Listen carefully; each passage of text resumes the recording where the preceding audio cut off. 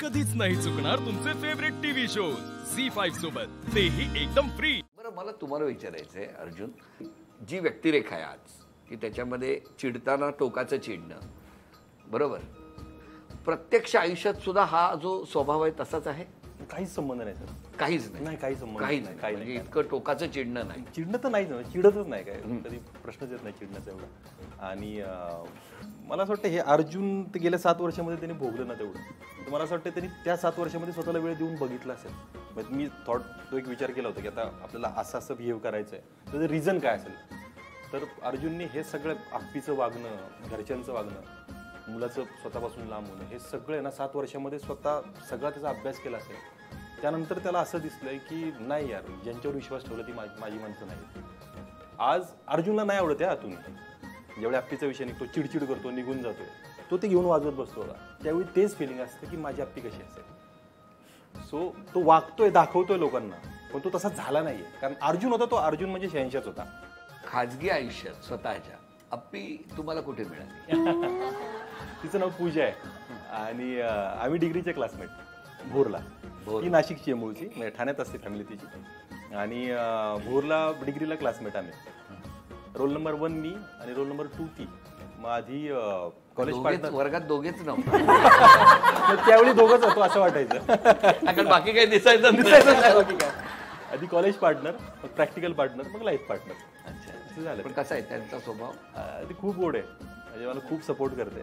To be frank, मी 2013 मध्ये एक multinational कंपनीमध्ये कामाला होतो आणि तिथून मी जॉब रिझाईन करण्याचं कारण तिने मला मोटिवेट केलं होतं की तू नाही 9 to 6 वाला वाटत मला, तू नाही करायचं, तुला जे करायचं ते कर. त्यानंतर मी प्रोफेशनल बॉडी बिल्डिंग केली. 2014, 15, 16, 17 मी मिस्टर इंडियाचा प्लेअर आहे.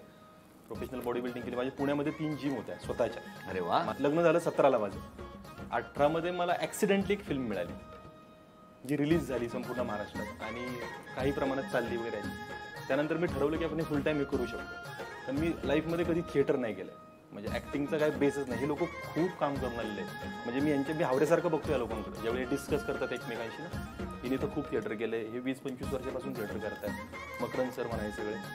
मला त्यातलं काहीच नाही करतात. पण मी त्याच वेळी विचार केला 2018मध्ये की आपण काहीतरी करायचं, यामध्ये शिकावं तर लागेल. मग माझं खूप चांगलं नशीब होतं की मी विक्रम गोखले सरांचा स्टुडंट आहे. म्हणजे मी 1.5 वर्ष पर्सनली त्यांच्याबरोबर होतो. म्हणजे 1.5 वर्ष विक्रम सर आणि मी एवढंच होतं. ते 1.5 वर्षात मला त्यांच्याकडून जेवढं घेता आलं ना तेवढं मी घेण्याचा प्रयत्न केला आणि त्या बेसवर मी हा अर्जुन मोनीकडे उभा आहे. आता बघू फ्युचरमध्ये कसं होईल. मी नक्कीच, मला चांगलंच होईल.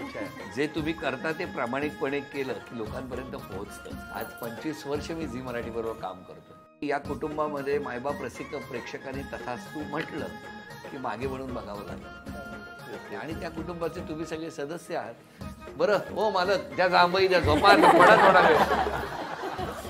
काय त्याचं एक्सप्रेशन्स आहेत मी जेव्हा बघितले तेव्हा. सिम्बा कनेक्शन कसं सिम्बा, तू राहायला कुठे? बीड. हा, सिरियल मध्ये माझं सिम्बा नाव.